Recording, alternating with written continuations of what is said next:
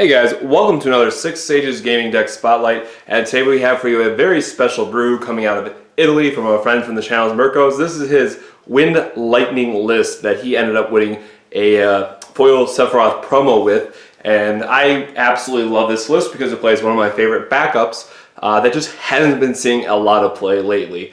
So we want to take the time to both congratulate him and share this brew with you because it's something that we haven't seen for months really popping up in terms of things that have been winning or doing well, and I absolutely love some of the card selections that we have. So we'll get right into it. First we're going to talk about the forwards, then talk about some of the summons, and then wrap it up with the backups. So let's get right into it. So starting off, we have Kate Sith as our 1-drop forward. It's a great card because it has an EX burst. It can dull something when it's either played or flipped off the top, which is great for defensive reasons. It can save you a point of damage, but also offensively if you have a blocker that's getting in the way of your Yuffie or Zidane, you simply just tap it down and get in that last point of damage you need.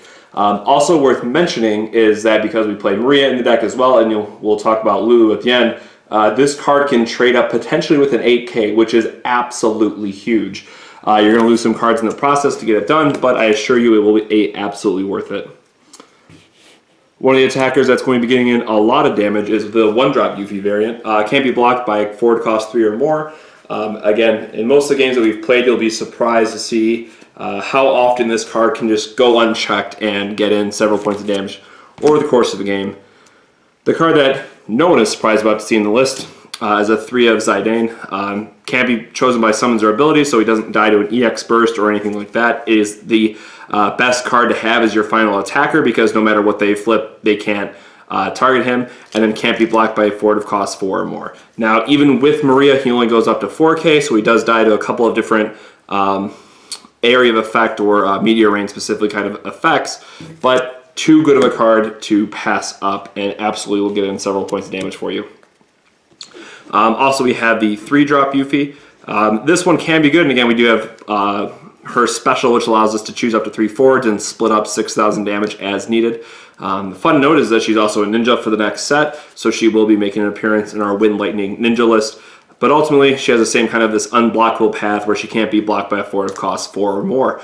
So depending on the matchup that you're going to be going against, or depending on what period of the game you're in, you're probably going to be choosing one of the 2 Yuffies to be able to get in your points of damage, but then always having the secondary option to use her special for a ton of points, getting rid of small blockers.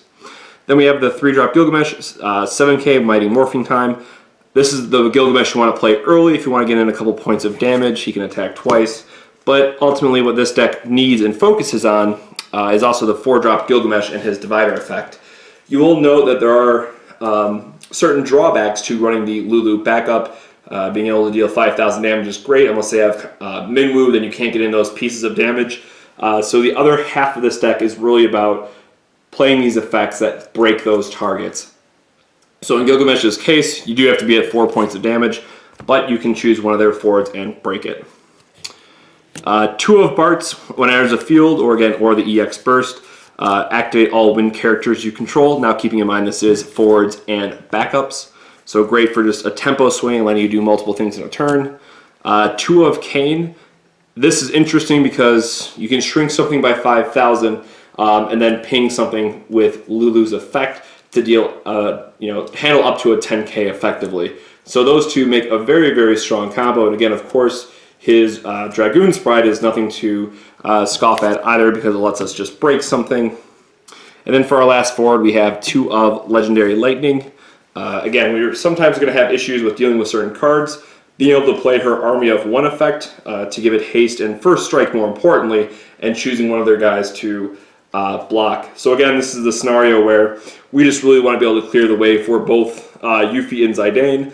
Lightning can tutor us up in Odin to deal with it, and then her special Army of 1 can also allow us to pick off whatever guy that they're trying to block with. Now there is only 2 Lightnings in the deck, so we will be a little bit more difficult to get that effect off, but being able to search up in Odin and get that point of card advantage back in our hand is most often going to be enough to be able to clear the way.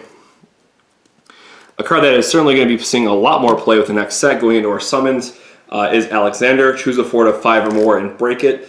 There's a lot of very good 5 and 6 drops coming out of the next set. Of course, there's also Vayne that can dull them and keep them dulled. But we are very much looking forward to a Wind Ice deck. But again, Alexander, I think, is going to be seeing a lot more play with Opus 2. And it's always good just to have a card that can break one of your opponent's forwards if you can't chip away at their life. Speaking of more break effects, these should be no surprise. 3 of the 4-drop Odin, choose a forward of cost 4 or less and break it. So again, very good for clearing the way for your Zidanes and Euphies. And then the 7-cost Odin, EX Burst, kills anything that you need it to. And again, the games that you're going to be able to flip this off the top and get an EX Burst and kill their best guy with is certainly going to push the game in your favor. So if you're a little light on your summons and you don't know what else to fill them out with, absolutely include 3 of those, the 7-drop Odins. Moving into our backup, 2 of Archer lets us destroy a backup cost 3 or less. So again, something like Minwu if we have to have an answer to it, or there's other problematic ones. Keeping in mind, Red Mage for the fire decks is also a very powerful backup to have and something that you can just lose to if you don't have an answer. I will say, based on the other cards that were running this deck, I would have liked to have seen a 3rd Archer, just so you hit it more reliably, and it is going to be good in a lot of matchups. 2 of this guy, Marlai, I messed up his last name, or his name again last time, so I apologize. Getting to activate 2 forwards. So this is good with being aggressive.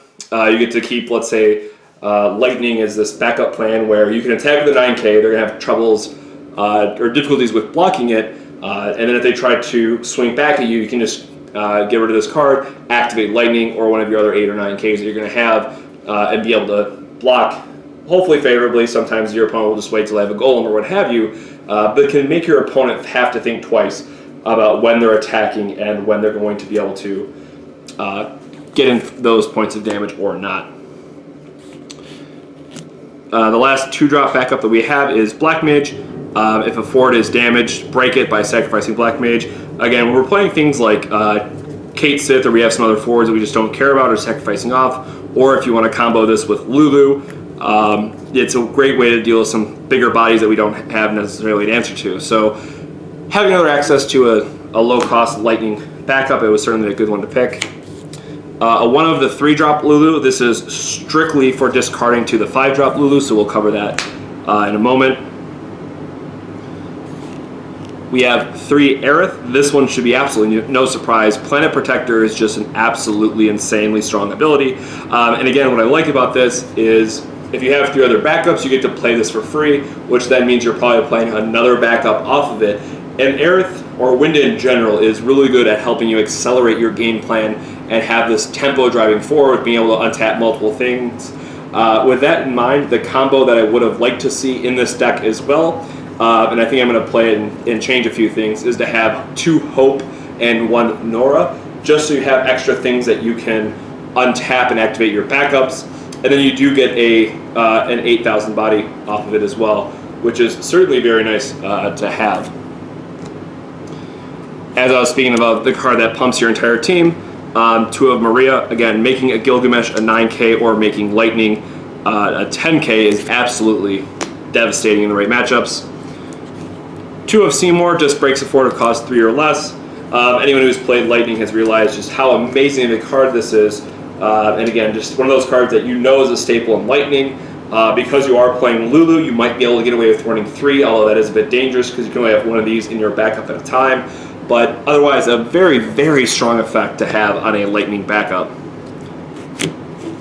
3 Sage, no surprise. We are running a little light on Lightning and Canes, so it's a way to use her special once, get back that Lightning again, be able to use it again, or it's just a great way to recycle Gilgamesh's, for example, because his Divider effect will also be able to win you some games and push the tempo in the right direction for you. And then lastly, the card I absolutely loved, and I wanted to showcase this deck just because of it, is Lulu. And again, I love this card because if you build your deck in a certain way, it allows you to trade up, or her second effect, excuse me, Thundaga, you can just choose a forward and deal 10,000 damage to it. Now again, unless they have something like a Titan to save it, 10,000 damage kills just about anything that your opponent is going to be playing, again, unless they have some kind of super super small scenario or likelihood that they're going to have a bunch of buff effects. So this is a card that I've been just dying to see more play, because again, I absolutely love it, and I really hope that we're going to be able to see more cards in the future that allow us to play this back up. Again, I think it's just a wonderful spot to be, and a very strong card for everything that it's trying to do. So there you have it, guys. That is the Wind Lightning or Lightning Wind deck Spotlight. Again, Lulu being an absolute wonderful card I think more people need to test with, and something that we just wanted to showcase. So again, congratulations to Miko for being able to, Mirko rather, for being able to play this list and do very, very well with it. And thank you for sharing the list with us and letting us be able to show it off on the channel. We made quite a few recommendations on numbers that we would like to tweak or change. But let us know what you guys are thinking in the comments below. What changes you would make? Is there any backups that were missed? Maybe you would change the summon numbers. Again, let us know in the comments below. So thank you very much for watching, guys. Make sure to like, comment, subscribe, all that great stuff. And we'll catch you on the next 6 Sages Gaming Deck Spotlight. Have a good one.